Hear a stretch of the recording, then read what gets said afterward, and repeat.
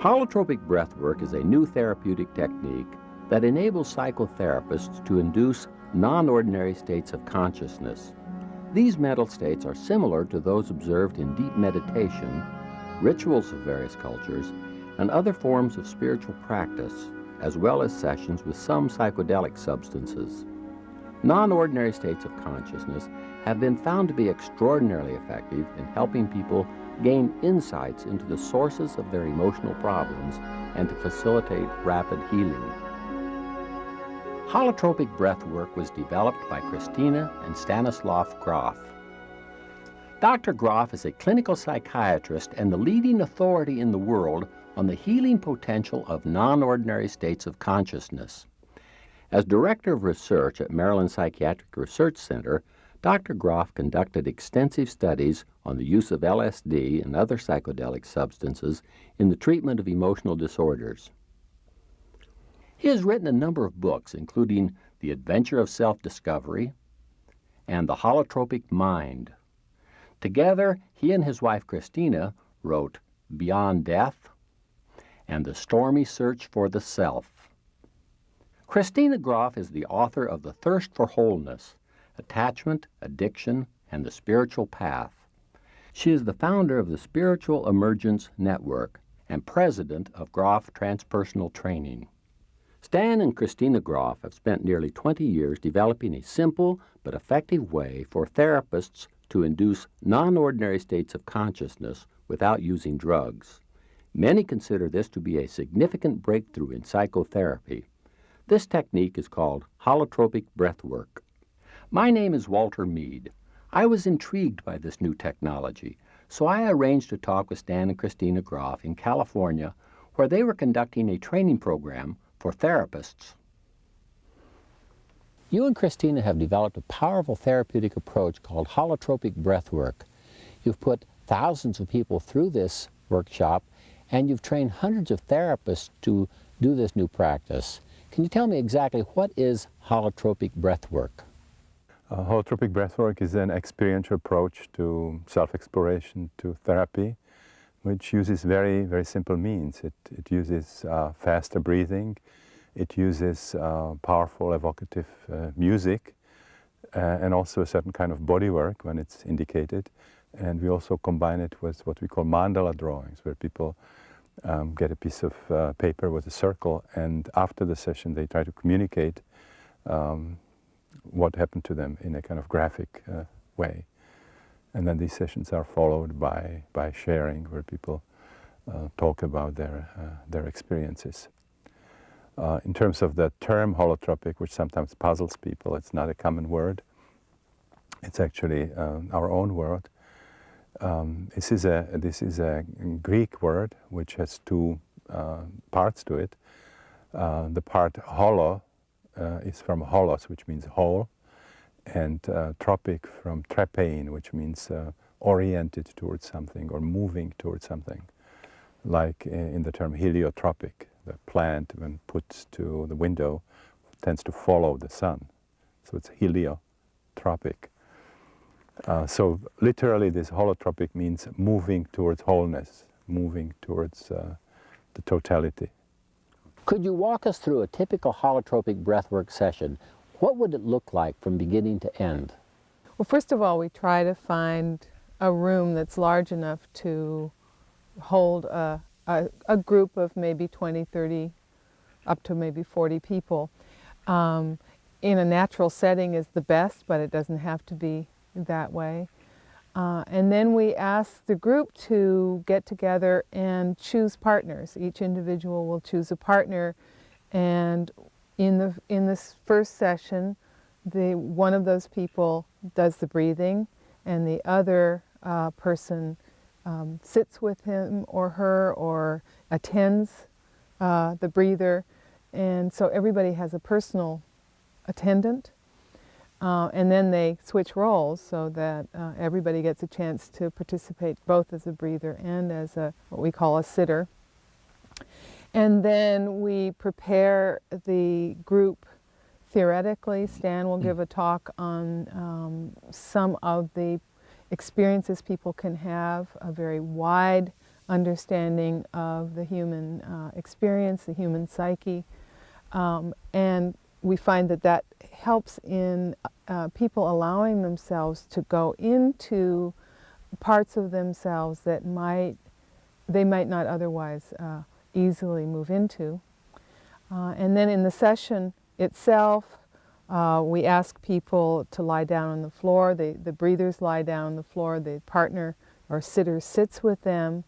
And then I will do a relaxation to help people to kind of get into an open, relaxed state of mind and body so that they can more easily have their experience. And after the relaxation, we'll ask them to start doing some breathing, which is faster and deeper than their usual breathing pattern. Encourage them to find their own rhythm throughout the session, which is still deeper and faster than usual. And then we'll put on some music. The music will support that experience as they're having it. The session usually lasts an hour and a half to 2.5 hours.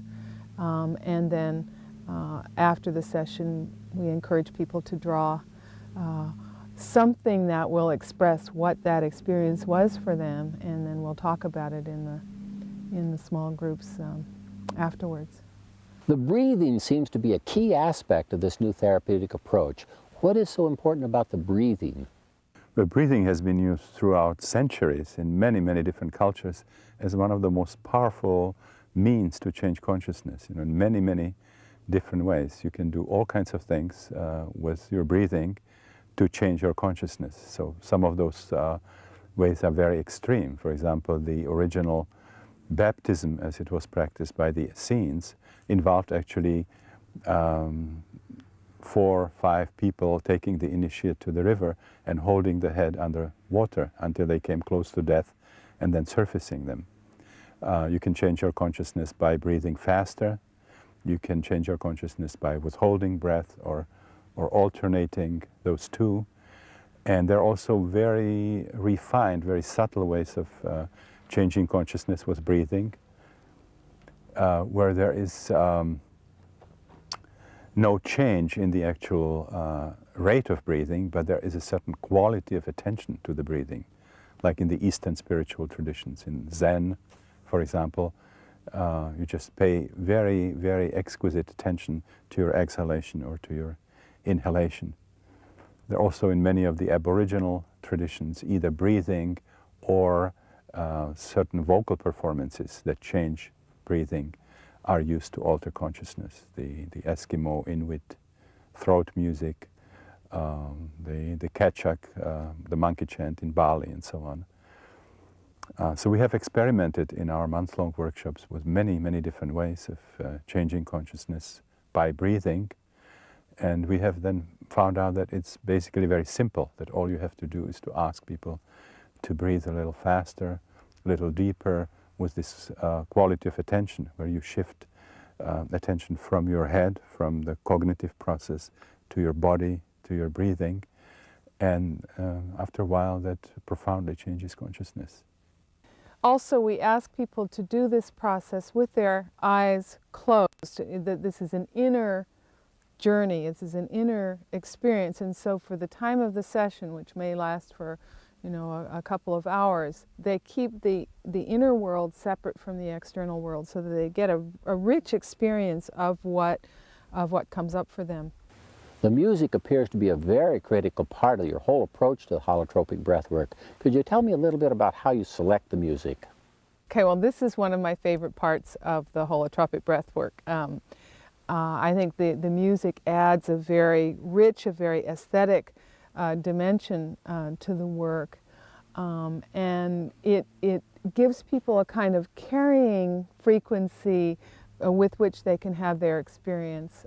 It also, because there is this kind of aesthetic sound in the room, it allows people to maybe emote or express themselves more easily than if the room were silent.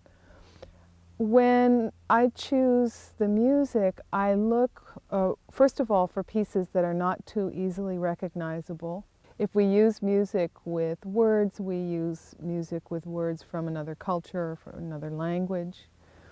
We like to use a combination of all different kinds of music. There's some classical pieces that are not too well known, or some ethnic music that, particularly that has been developed particularly for inducing non-ordinary states of consciousness. So from many different ethnic, cultural roots, a lot of drumming, a lot of chanting, and so on. Some very spiritual music from different cultures. The best of some electronic music, and I would say the best of electronic music, because some electronic music can be very invasive if somebody's wide open experientially or emotionally. One of the basic attributes of this work is that we very much believe that each person contains his or her own answers. You know, that there's a deep healing wisdom that comes out of each person. So I, as the music maker, would not ever want to impose what I think that person needs to hear in order to get to a certain experience, but instead I would want to create an atmosphere that is conducive to whatever experience the person needs to have, or the group, or people in the group need to have. What I do is to watch what is going on in the room and to then put on music to support that. So for example, I'll usually start with some kind of activating music, something with some rhythm that will help people get into the breathing. But then if the beginning part of the session is very dramatic, there's a kind of emotional build-up, people are beginning to get in touch with some old unfinished business from their past, I will put on some emotional, dramatic music to support that. Then if that becomes more and more intense, more dramatic, there's some physical movement going on, I'll put on music to support that. Often in the session there will be a number of people who will get to a point of some kind of emotional breakthrough, or some very positive, sometimes spiritual kinds of experiences. I will put on some uplifting music that will support that. Sometimes you can see people crying in the sort of the tears of recognition in a way, and I'll put on some choral music or some music to support that. And then gradually the session will get quieter and quieter and quieter, and at that point I'll put on a more meditative music, quieter music. Basically the session will often follow that curve where it gets more and more intense and there's a kind of a breakthrough time, and then it becomes quieter. But that sequence changes according to according to the group. And so I always want to stay very conscious of what it is going on in the room and just follow that. You also mentioned that you do body work with people in the holotropic breathwork sessions. Why would you do the body work, and how do you do it? I should say something first about the effect of the breathing on the body in general.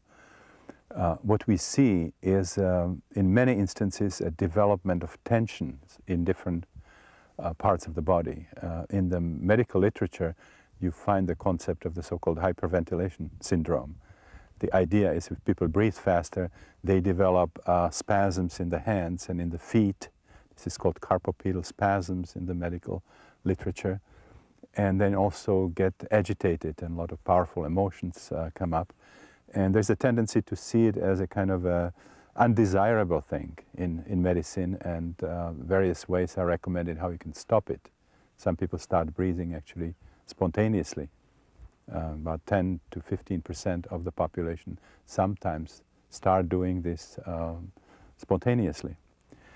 Now, we have now done the work with probably 25,000 people, or seen 25,000 sessions, and we see that this is simply a myth in the medical literature. Many people who breathe will actually go directly into a very profoundly relaxed state. The more they breathe, the more relaxed they feel. They start seeing light, they feel connected to other people, to nature, and they have just a beautiful experience. But most people will develop some form of tension in their body, but it doesn't have to be in the hands, in the feet. It could be anywhere in the body. And the way we understand it now is that the breathing creates a condition in the organism that certain old tensions that are associated with traumatic situations, biographical birth experience and so on, or even something coming from what we now call transpersonal levels, these deep tensions start surfacing and they manifest. And actually by experiencing them, people are getting rid of them. So in some sessions we don't have to do any body work, but there are some other sessions in which when the breathing ends, they still have tensions in certain parts of their body, and that's where the body work comes in. And the basic strategy here is that we check the body of the person, see where the symptoms are, then we ask them to actually do something to accentuate the symptom. We always want to extract the symptoms. We want more of what's happening, and then we do something from the outside to accentuate it even further. And while we are holding the tension in that part of the body, we ask the person to allow the rest of the body to express anything that wants to happen without any censorship. And this could be something that doesn't make any sense. Not only screaming, but baby talk, gibberish. Sometimes people start talking in tongues, in a foreign language that they have never learned. Animal sounds can come up. There could be very, very broad spectrum of vocal responses. There could be shaking in all kinds of parts of the body, coughing, gagging that comes up. Again, as part of clearing, as part of kind of purification of the tensions related to old traumatic situations. You said that at the end of the breathwork session, people go and draw mandalas. Can you tell me a little bit about that? Well, first of all, we take the term mandala from various meditative approaches. I think the actual word mandala means circle. And in these meditative approaches, they use a certain geometric shape in order to help to focus their attention in meditation. So we've kind of broadly used that concept. What it is that we will, after a session, we will have paper and drawing materials available to people, and we will draw with a light pencil a circle shape on the paper, and then ask people to sit with the drawing materials and the paper after their session in a kind of meditative frame of mind, in a kind of introspective frame of mind, and from that place draw something that will express what went on in the session. It can be shapes, it can be just colors, it can be figurative designs. Some people will do some sort of code that will help them to remember the different steps in the process. They can either contain it within the circle, or they can completely ignore the circle. Some people don't want to deal with the circle at all, and they will turn the paper over and do their own thing. We've also sometimes used clay, we've used painting. So what we like to do is to use this as a tool for people to help to understand themselves, to understand their experience, and maybe by externalizing it in this way, they will gain insight from what appears on the paper. This is not a cognitive process in any way, but instead we encourage people, no matter who they are, no matter whether they think they're artistic or not, to just draw or paint from the inside out and see what comes out.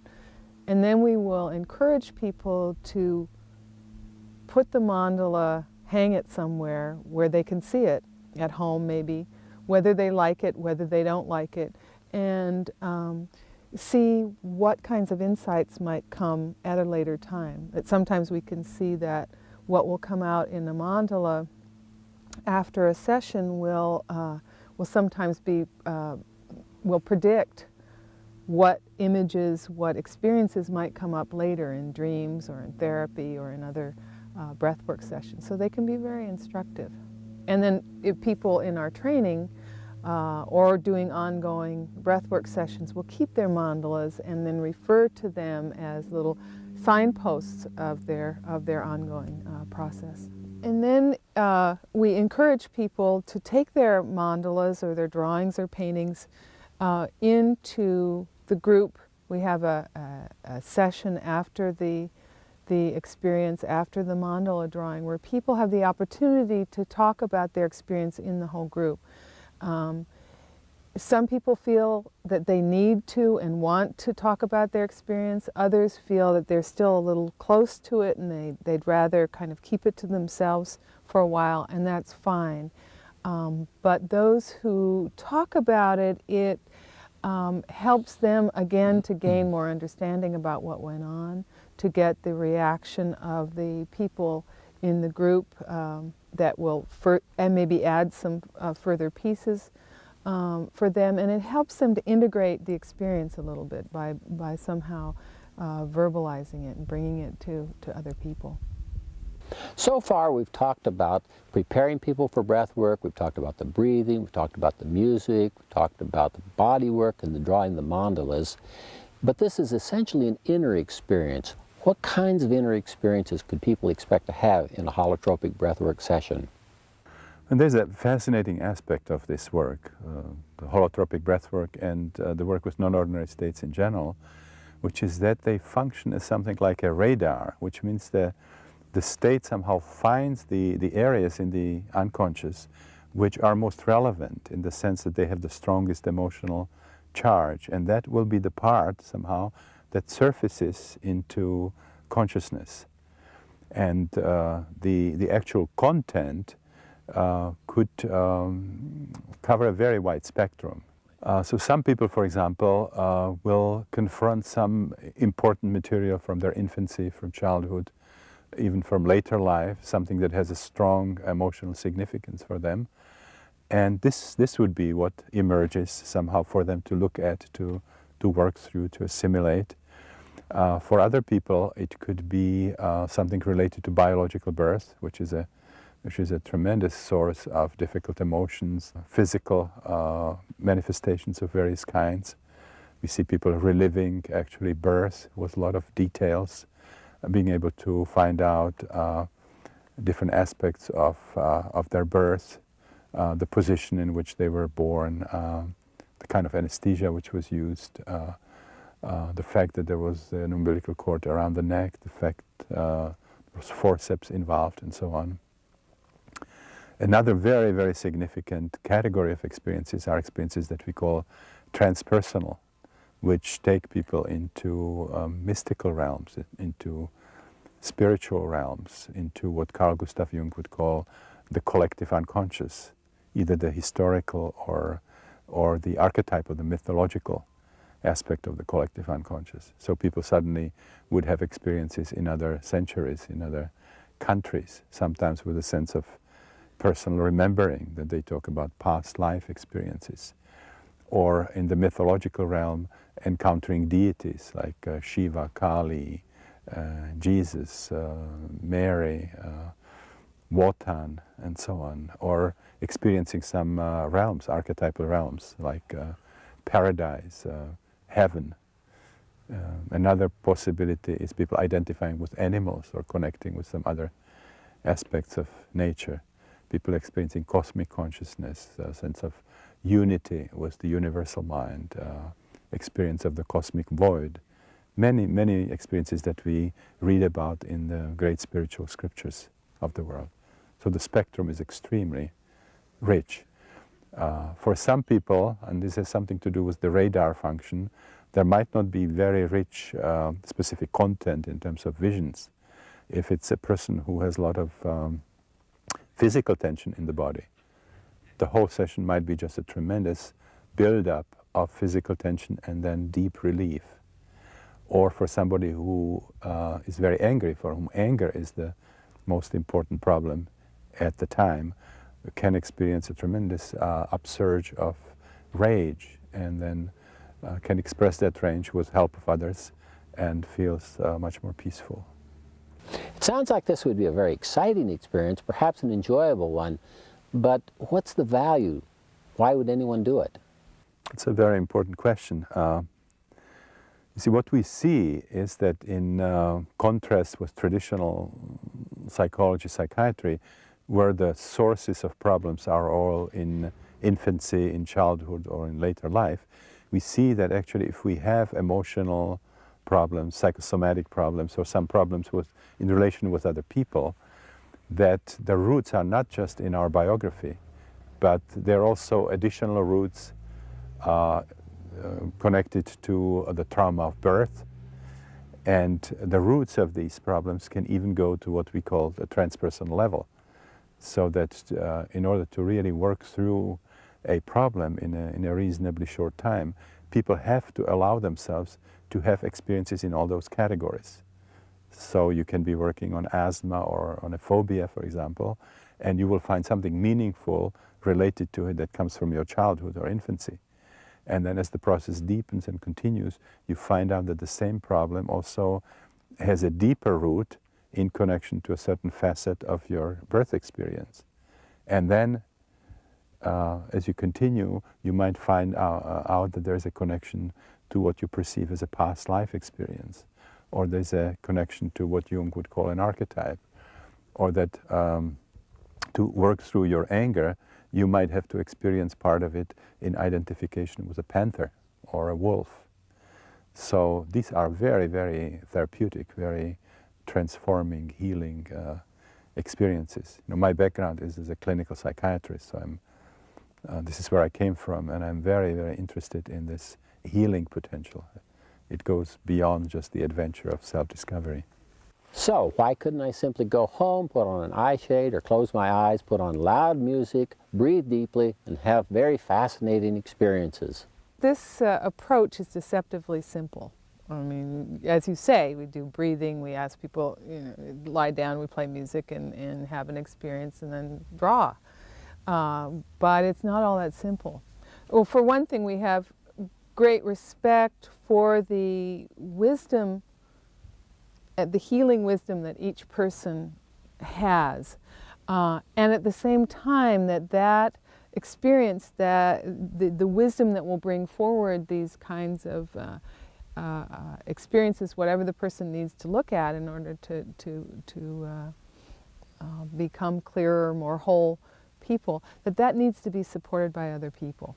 That there needs to be a safe context in which these kinds of experiences, some of them very vulnerable, some of them quite difficult, can come forward.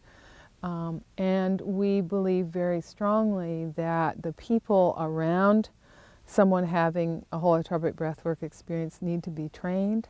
They need to understand how to support someone through various kinds of experiences that Stan was describing. They need to know how to create a safe and supportive environment so that the person can go as fully as possible wherever their experience or their psyche takes them. And that, as with many things, approaches that seem to be deceptively simple have some intricate background behind them. There's also the question of learning how to trust these experiences, that some people will, if you go home and try to do it on your own, you might find yourself entering some experience that you are afraid of or that you don't trust fully, and that's where it's helpful to have someone around who knows the experience, who knows how to support it, who can say, go ahead into it, we're here to keep you safe, we're here to go with you wherever you need to go. There's an additional reason. People have to do a lot of inner work to be able to be there kind of unperturbed, supporting a very, very intense emotional process of another person.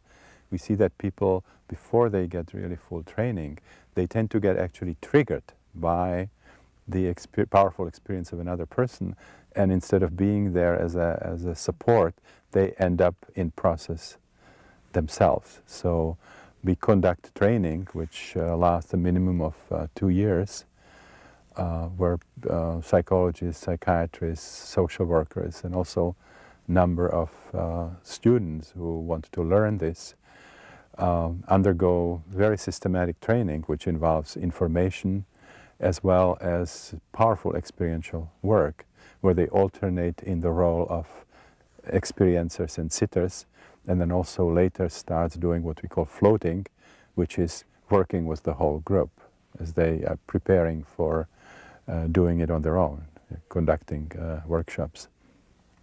We ask people to have at least 5 experiences in a workshop context before they apply for this training, to be sure that that's something they want to commit to. And then we arrange the training in the form of what we call modules, 6-day workshops which combine a specific kind of information. Each module has a different topic. Some of them are mandatory, some of them are facultative, optional. And people have to have 7 of these modules, and then when they complete this training, then we have a 2-week certification. Okay, well, one of the things that we see is that there are people who have had practices as therapists of one kind or another, or as clergy or so on, and they begin to see experiences in their clients that don't fit the kind of the more traditional models of what human experience is about, that it's not just about biography, that there's something else happening there, and they become attracted to an expanded understanding of and the transpersonal perspective of the human experience, or they will have had their own experiences along the way, and they say, you know, I've been doing work that with this kind of orientation for a long time. It's been behind closed doors. I don't talk to my colleagues about what I really believe, and now here is a psychology that will address some of what I've been seeing for years, some of what I've been working with for years, but I just couldn't talk about it in some of the professional circles in which I'm operating. What kind of results do you see from this kind of experience? Well, I mentioned I'm originally a clinical psychiatrist, so I'm particularly interested in the changes that happen in terms of what we would consider clinical symptoms. We see people moving out of depression, for example. We see people clearing a lot of psychosomatic symptoms, migraine headache, asthma, pains, tensions in different parts of the body. We have seen people getting over different forms of phobias and variety of other problems, improving self-image, feeling more assertive, and so on, removing guilt, for example. I was invited to videotape an actual holotropic breathwork session. The participants included about 50 therapists who were attending the training program to become certified as facilitators of holotropic breathwork. The session began with the breathers lying down on mats on the floor with their partners sitting nearby. Many of the breathers wore eye shades to block out the light. Others just closed their eyes. When everyone was settled in and ready to start, Christina led the group in deep relaxation exercises. When the breathers were completely relaxed, she asked them to breathe deeper and faster than usual. After a few moments of deep breathing, she started the music.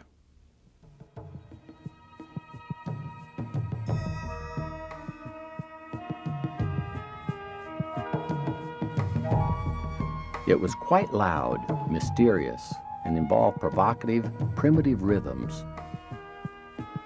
For the first 15 minutes or so, the group seemed quite subdued, and I worried that the presence of the camera crew might inhibit the participants. As it turned out, I was wrong. Many participants started screaming, crying, and moaning while writhing around on their mats. They were obviously having what appeared to be powerful emotional experiences.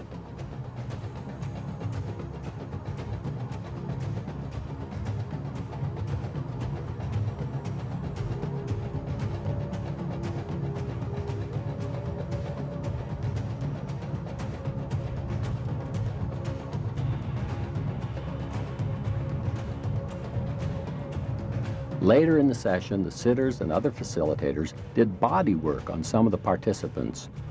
The body work is to intensify the symptoms, such as back pain or headache, in order to release and surface repressed memories that might be associated with the physical tensions. After about 2.5 hours, the room became quieter and the session seemed to be winding down. Many of the breathers seemed emotionally drained. Some of the breathers spoke quietly with their sitters. Others embraced or just shared a quiet moment together. Participants gradually left to go to another room where they drew mandalas relating to their inner experiences. That evening, some of the participants shared their experiences with the group.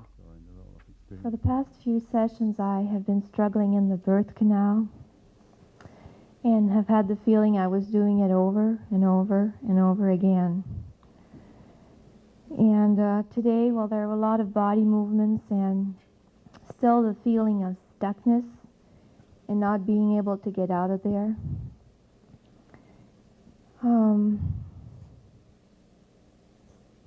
Feeling alone and getting to the place where I felt I didn't have what it took to get free or to get out or to do what I needed to do. I was almost to the point of saying, well, let's just end this here and do like all the others and I'll come back next time. And Stan came and asked me how I felt.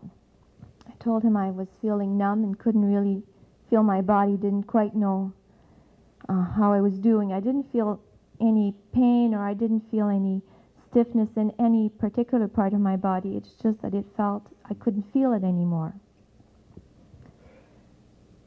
And then this pull or this body work we made just kind of brought up all the energy I needed to come through, and then I started feeling the canal again, started contacting my own energy, my resource, and finally have the feeling I made it, that I came true. I feel I've had anxiety in my life for the past few months, building anxiety I almost had trouble dealing with, anxiety in my personal life, anxiety in my professional life. And somehow I really feel that tonight there's a breakthrough. I don't know what's going to change, but I do feel something is about to change. I don't understand my mandala, as I never do, so that's not unusual. I did put a title to it, as I like to do. I call it Rise Up High into the Sky. They're not images I saw, but they just came up when I took the paper and the chalks to draw. In my experience today, it started, it's a continuation of an experience of realization of sexual abuse. I've had certain things, but it just seems that it's concretizing more now that it really did happen. And I keep denying it, and I keep trying to make it go away. And as I always notice before I come to one of these things that I start old patterns up again, codependency, being there for everybody but myself. And it's always a precursor to what's coming up. And now I've learned to recognize that and try and take better care of myself. I came into the breathwork today. I took a nap before I came in because I wanted to take care of myself. But then I started to get angry. I was angry that the cameras are here and it was going to interfere with my process, which did not happen. Once I took a couple breaths, I was off in La La Land someplace. This is my mandala. At one point as I was breathing, I felt like I was going to self-immolate. I just thought that I was just going to burst into a big ball of fire. And I really felt that that was a reality, that I was just gone and I was just going to burst into flames. And it turned out that it was just rage, or not just rage, it was rage at the abuse.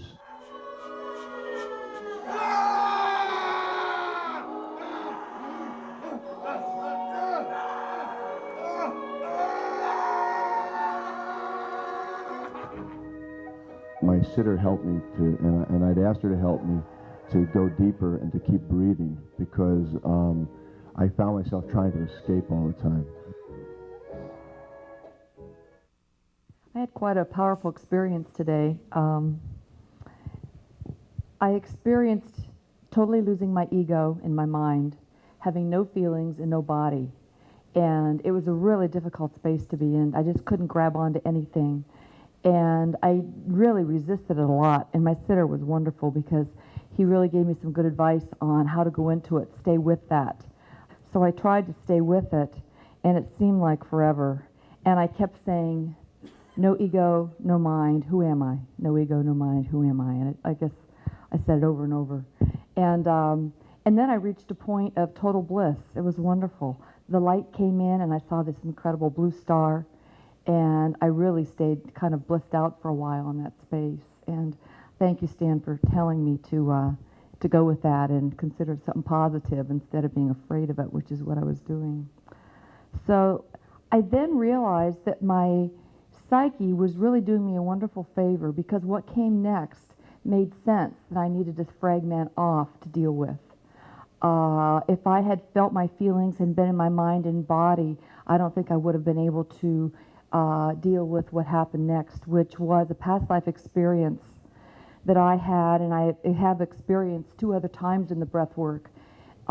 This was an experience in a past life of remembering as a young girl being gang raped by some soldiers in uniform. My first time seeing that, I only remembered the boots and the uniform, and I knew it was in the desert and in the mountains. And so in my breath work today, I knew something was coming up because there was this ominous black cloud coming out of the sky, and then it became a cloud with claws. And Stan said, see if you can find a memory out of it. And I tried real hard, so I just stayed with the breath. And that really brought me to the memory. I started to see the desert and the mountains, and I remembered what happened there. And with a lot of support from my sitter and the facilitator, I really was able to go into that space. I think this is real significant. Having been raped as a girl, bringing this into this lifetime, because most of my life I've talked about never wanting to be female. As a child, I always said, I wish I'd been a boy, I wish I'd been a boy. And interestingly enough, when all that stuff came up out of me in the breath session today, I kept saying, I'm worthless, I'm no good. And I think that's how I felt most of my life because of this experience. And it's still kind of a jump for me to understand that this happened in a past lifetime, but I'm real clear about that. So those are my experiences. Oh yeah, my sister mentioned to me, I've had a back pain, a sacroiliac, and a hip pain that I've been working with for 4 years with myofascial therapists and acupuncturists and everyone. And today I really released that pain, I think, and I think it's related to this incident. I went into it and really let go, and my body feels wonderful. Actually, I feel like I'm in a new body tonight. It's great.